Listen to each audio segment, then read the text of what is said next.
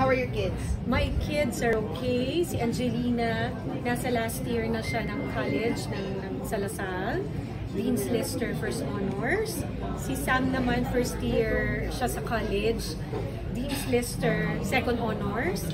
And si Cheska naman, tapos na siya ng senior high niya. Nag-entrance exam sa Ateneo. And she got in. Uy, congrats! Ano course? Something about management. Medyo hindi ko pero iba siya. Bakit sabi mo mamimiss mo magdo-dorm siya? Magdo-dorm kasi ang layo taga-South kami. Oo, so mamimiss ko yung bunso ko pa yung magdo-dorm. Kaya bukas titignan namin yung dorm niya. So ikaw solo ka na lang ba sa bahay? Hindi, kasama ko pa rin si Angelina. Kasama ko naman yung mga bata. Si Cheska lang yung medyo mahihiwalay sa akin. So far from empty nester ka?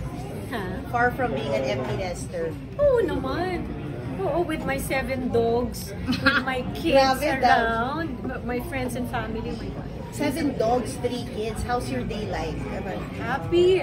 Diba? Pagkasama mo sila, yung mga anak ko, alam naman natin pag babae, maiingay. Diba? Masaya lang kami sa bahay. Netflix, nanonood ng movies, nagluluto, kinukulit yung mga aso, papasok sila lahat sa kwarto. Kasi minsan ako pa ngayon kasi gusto ko tahimik lang. Alam na natin, pag medyo nag-edad na, ayaw na natin na maingay. So sinasabi ko minsan, anak, sige na, matutulog na si mami. Ang iingay ninyo masyado.